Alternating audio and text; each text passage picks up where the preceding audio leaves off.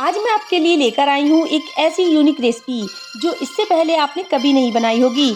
और इतना बढ़िया और इतना ज़्यादा टेस्टी नाश्ता कि आप देख लेंगे ना तो खुद को इसको बनाने से रोक नहीं पाएंगे। इतना यम्मी नाश्ता कि बर्गर पेटीज खाना भूल जाएंगे जब आप ये नाश्ता बनाएंगे। ये नाश्ता जितना ज़्यादा क्रिस्पी बनता है ना, खाने में भी उतना ही ज़्यादा टेस्टी होता है। बच्चों से लेकर बड़ों तक कोई भी खुद को खाने से रोक नहीं पाएगा। तो चलिए इसको बनाना शुरू करते हैं। इसको बनाने के लिए हमने यहाँ पर ली है 1.5 कप के करीब मैदा, जिसको हमने अच्छे से छान लिया है और उसको हमने यहाँ पर मिक्सिंग बाउल में ट्रांसफ़र कर दिया है।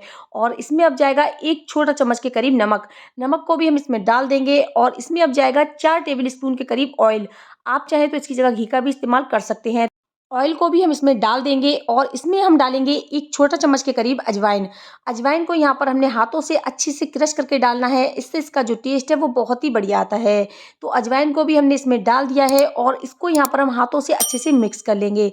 यहाँ पर हमने जो ऑयल मोयन के लिए आटे में डाला है वो इतने अच्छे से मिक्स हो जाए कि जो आटा है उसकी मुट्ठी बनने लगे। तो यहाँ पर हमने आटे को अच्छे से मिक्स कर लिया है और जो मुट्ठी है वो बनने लगी है। तो जो मोयन है वो बिल्कुल परफेक्ट है। और इसमें अब हम डालेंगे पानी। तो यहाँ पर हम इसमें थोड़ा थोड़ा पानी डालकर इसका एक हार्ड आटा तैयार कर लेंगे। तो यहाँ पर आटे को हमने अच्छे से मसल मसल कर गूंद कर तैयार कर लेना है।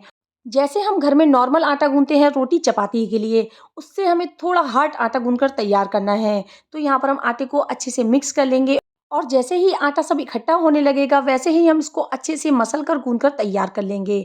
तो यहाँ पर हमें आटे में मुक्की नहीं लगाना है, बस आटे को हमें अच्छे से मसलना है। जैसे कि हम पूड़ी का आटा गूंथते हैं ना, उसी तरह से हम आटे को मसल मसल कर गूंथ कर तैयार कर लेंगे। तो यहाँ पर हम हथेली की हेल्प से इस आटे को गूंथ कर तैयार करेंगे ताकि जो आटा है वो काफ़ी अच्छे से मसल कर गूंथ कर तैयार हो जाए। तो यहाँ पर जो हमारा आटा है वो गूंथ कर तैयार हो चुका है। तो इसको यहाँ पर हम ढककर 5 मिनट के लिए रेस्ट देंगे। तो यहाँ पर हमने लिए हैं 4 आलू, जिनको हमने बाउल कर लिया था और उनका छिलका हमने उतार लिया है। तो यहाँ पर हम लेंगे एक कद्दूकस और कद्दूकस की हेल्प से हम इसको अच्छे से कद्दूकस कर लेंगे। इससे क्या होगा, जो आलू है उसमें लम्स नहीं पड़ेंगे। वैसे आलू में हल्के से लम्स पड़ जाते हैं, अगर आप इस तरह से आलू को मैश करेंगे ना तो इसमें बिल्कुल भी लम्स नहीं पड़ेंगे। उबले हुए आलूओं को हम इस तरह से कद्दूकस कर लेंगे। ये बहुत ही इजी तरीका है कद्दूकस करने का और ये बहुत ही आसान रेसिपी है। तो यहाँ पर हमारे जो आलू हैं वो कद्दूकस हो चुके हैं। तो इसमें अब जाएंगी कुछ फ्लेवरफुल चीज़ें। तो यहाँ पर हमने एक प्याज को फाइन चॉप कर लिया था, वो हम इसमें डाल देंगे। और इसमें अब जाएगा थोड़ा सा कटा हुआ हरा धनिया। अगर आपके पास कोई चीज़ नहीं है तो आप उसको स्किप भी कर सकते हैं। तो यहाँ पर हम इसमें डालेंगे 2 से 3 हरी मिर्चें, जिसको हमने फाइन चॉप कर लिया था, वो हमने इसमें डाल दी हैं। और इसमें अब जाएगी 1 चम्मच के करीब अदरक, जिसको हमने यहाँ पर ग्रेट कर लिया था, वो हमने इसमें डाल दी है। और इसमें हम बढ़िया सा कलर लाने के लिए इसमें हम डालेंगे 1/4 टीस्पून के करीब हल्दी पाउडर। और इसमें अब जाएगा हाफ टेबल स्पून के करीब नमक। नमक आप अपने टेस्ट के अकॉर्डिंग कम या ज़्यादा भी कर सकते हैं। और इसमें अब जाएंगी आधा छोटा चम्मच के करीब कुटी हुई लाल मिर्च। आप चाहे तो इसकी जगह चिली फ्लेक्स भी डाल सकते हैं। और इसके टेस्ट को और ज़्यादा सुपर टेस्टी बनाने के लिए हम इसमें डालेंगे 1/4 टेबल स्पून के करीब जीरा पाउडर। और इसमें अब जाएगा 1/4 टेबल स्पून के करीब गरम मसाला। और इसमें अब हम डालेंगे हाफ टी स्पून के करीब लाल मिर्च पाउडर। अगर आप चाहें तो डालें, वरना आप इसको स्किप कर दीजिए। और इसमें अब जाएगा 1/4 चम्मच के करीब काला नमक। इससे इसका जो टेस्ट है वो बहुत ही बढ़िया आएगा। तो इसकी फीलिंग को वाइट और बढ़िया करने के लिए हम इसमें डालेंगे चावल का आटा। तो यहाँ पर हम 3 छोटे चम्मच के करीब चावल का आटा इसमें डाल देंगे। अगर आपके पास चावल का आटा नहीं है तो आप इसकी जगह ब्रेड क्रम्स का भी यूज़ कर सकते हैं। और जो पोहा होता है ना, पोहे को भी आप पीस कर वो इसमें डाल सकते हैं। इससे भी इसकी जो स्टफिंग है वो बहुत ही बढ़िया बनकर तैयार होगी। तो इसको यहाँ पर हम हाथों से अच्छे से मिक्स कर लेंगे ताकि जो सारी चीज़ें हैं वो इसमें अच्छे से मिक्स हो जाएँ। और ये देखिए कितनी बढ़िया हमारी जो स्टफिंग है बनकर तैयार होगी। तो यहाँ पर हमें इस तरह से हाथों से इसको मिक्स कर लेना है। और मिक्स करने के बाद ये देखिए कितनी बढ़िया हमारी जो फीलिंग है वो बनकर तैयार हो गई है। तो इसको अब हम एक साइड में रख देते हैं। तो यहाँ पर हम लगा लेंगे हाथों में थोड़ा सा तेल। यहाँ पर हम हाथों में थोड़ा सा डो लेंगे और इसके नींबू की साइज़ की बॉल बनाकर तैयार कर लेंगे। जैसे नींबू होता है ना, उसी साइज़ की हमें यहाँ पर बॉल बनाकर तैयार करनी है। और ये बहुत ही परफेक्ट हमारा जो आलू का डो है बनकर तैयार हुआ है। बहुत ही इंस्टेंट और बहुत ही ईजी तरीका है इस रेसिपी को बनाने का। अगर आपको यहाँ पर लगता है कि जो आलू का डो है वो हल्का सा पतला है तो आप इसमें थोड़ा सा चावल का आटा और मिला दीजिए। इससे क्या होगा, जो हमारी स्टफिंग है वो रेसिपी में से निकलेगी नहीं और फीलिंग हमारी बहुत ही बढ़िया बनकर तैयार होगी। तो यहाँ पर हमें नींबू की साइज़ की बॉल बनाकर तैयार कर ली है और ये बहुत ही ईजी तरीका है इसको बनाने का और ये बहुत ही इंस्टेंट बनकर तैयार हुई हैं। ये देखिए एकदम परफेक्ट हमारे नींबू के साइज़ की बॉल्स बनकर तैयार हो चुकी हैं। तो इसको अब हम रख देते हैं एक साइड में। तो चलिए अब हम चलते हैं नेक्स्ट स्टेज की तरफ। तो यहाँ पर जो हमने आटा रखा था उसको रखे हुए 10 मिनट हो चुके हैं। तो इसको अब हम बाहर निकाल लेंगे। ये देखिए एकदम परफेक्ट हमारा आटा बनकर तैयार हो चुका है। तो इसको हाथों से हम हल्का सा मसल लेंगे। इससे क्या होगा, जो हमारा आटा है वो बढ़िया बनकर तैयार होगा। तो लीजिए हमारा जो आटा है वो एकदम एक सार हो चुका है। तो यहाँ पर हमारा आटा एकदम परफेक्ट बनकर तैयार हो चुका है। तो यहाँ पर हमने एक कटोरी ले ली है और इसमें हम डालेंगे 2 चम्मच के करीब मैदा और यहाँ पर हमने मैदा को इसमें डाल दिया है और इसमें हम डालेंगे थोड़ा सा पानी और इसको अच्छे से मिलाकर एक सार कर लेंगे। और एक सार करने के बाद ये देखिए हमारी जो स्लरी है वो बिल्कुल बनकर तैयार हो चुकी है और ये स्लरी का हम बाद में यूज़ करेंगे। तो चलिए अब हम चलते हैं नेक्स्ट स्टेज की तरफ। तो यहाँ पर हम डाल देंगे थोड़ा सा सूखा आटा, जिससे जो आटा है वो चिपकेगा नहीं। तो यहाँ पर हमने ले लिया है आटा और इसको हम करेंगे 2 भागों में डिवाइड। तो यहाँ पर हम ले लेंगे एक चाकू और चाकू की हेल्प से हम इसको 2 भागों में डिवाइड कर देंगे।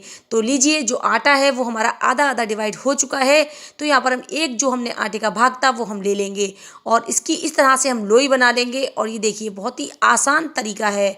तो यहाँ पर हम इसको बेलन की हेल्प से अच्छे से बेल लेंगे। तो यहाँ पर हम एक बड़ी सी रोटी बेल लेंगे। आप चाहें तो इसको चकले पे या एक प्लेटफॉर्म पर भी बेल सकते हैं। तो यहाँ पर हमें एक थिकनेस सी रोटी बेलनी है, जैसे हम समोसे के बनाते हैं ना उसकी रोटी बेलते हैं, उसी साइज़ में हमें रोटी बेलनी है। तो यहाँ पर आप ये देखिए इतनी हमने इसकी थिकनेस रखी है।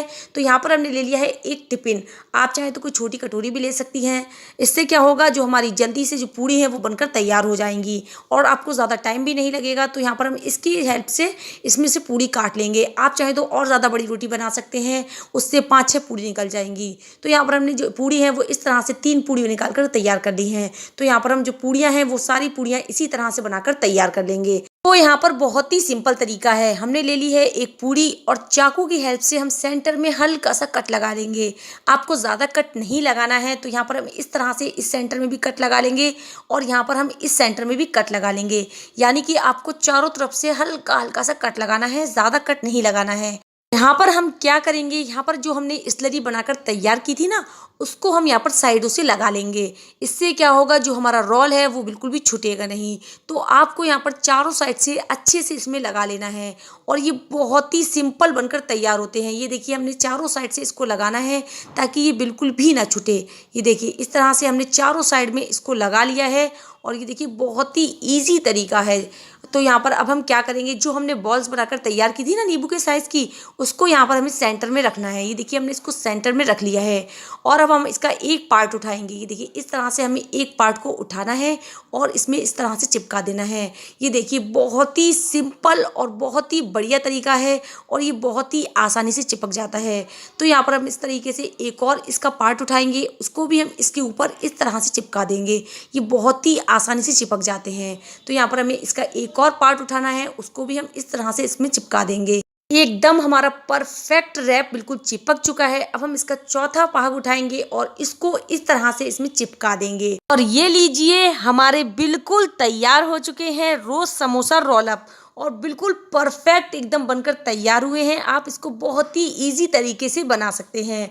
तो यहाँ पर हमने एक और पूड़ी ले ली है और इसको हम हल्का सा सेंटर में कट लगाएंगे। आपको यहाँ पर ज़्यादा कट नहीं लगाना है। तो यहाँ पर हम आपको दूसरी करके दिखा रहे हैं।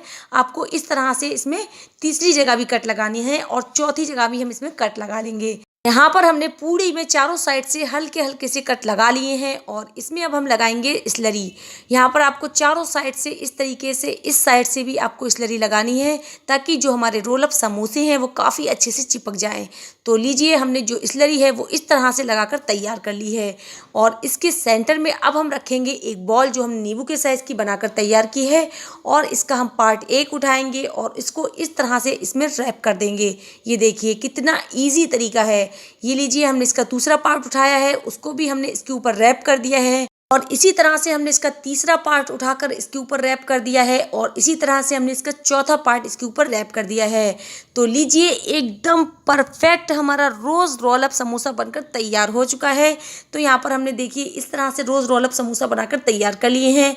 आप इसको किसी फंक्शन में या किसी भी पार्टी में आप इसको बहुत ही ईजी तरीके से बनाकर तैयार कर सकते हैं। अगर आपके घर में कोई भी मेहमान आ जाए तो आप इसको आसानी से बहुत ही जल्दी बनाकर तैयार कर सकते हैं। तो इसको हम एक साइड में रख देते हैं और चलते हैं नेक्स्ट प्रोसेस की तरफ। तो यहाँ पर हमने पैन में तेल को अच्छे से गर्म कर लिया है। अभी हमने इसको फुल फ्लेम पर गर्म किया है। यहाँ पर हमने थोड़ा सा इसमें आटा डालकर देखा था, तो हमारा जो तेल है काफ़ी अच्छे से गर्म हो चुका है। तो अब हम गैस की फ्लेम कर देंगे बिल्कुल लो फ्लेम पर। जो हमारे समोसे हैं उसको हम इसमें डाल देंगे। आपके पैन में जितने मिनी समोसे आ सकते हैं आप उतने ही डालिए एक बार में। तो यहाँ पर हमने समोसे हैं वो इसमें डाल दिए हैं और गैस की फ्लेम हमने बिल्कुल लो रखी है। लो फ्लेम पर ये बहुत ही अच्छे से फ्राई हो जाएंगे।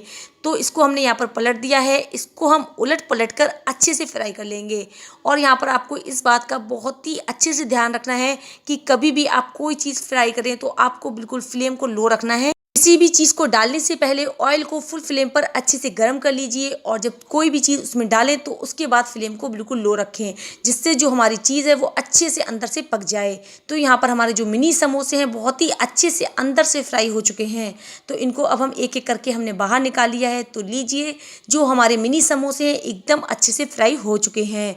तो अब हम इसमें दूसरा बैच भी अपना फ्राई कर लेते हैं। तो यहाँ पर हमारा जो दूसरा बैच बचा था उसको भी हम इस ऑयल में डाल देंगे और गैस की फ्लेम हमें बिल्कुल लो रखनी है। लो फ्लेम पर हम इसको अच्छे से फ्राई कर लेंगे। और सबसे ज़रूरी बात कि हमें इसको लो फ्लेम पर अच्छे से क्रिस्पी होने तक फ्राई करना है। समोसे की सबसे बढ़िया बात यही होती है कि हमें इसको लो फ्लेम पर अच्छे से फ्राई करेंगे तो ये बहुत ही बढ़िया क्रिस्पी बनकर तैयार होंगे और इनकी जो एक एक लेयर है ना वो बहुत ही अच्छे से क्रिस्पी हो जाएगी। तो यहाँ पर आपको हमेशा इस बात का ध्यान रखना है कि आपको फुल फ्लेम पर कभी भी आप समोसे को फ्राई ना करें, वरना जो आपके समोसे हैं ऊपर से तो गोल्डन हो जाएंगे लेकिन अंदर से बिल्कुल भी नहीं पकेंगे।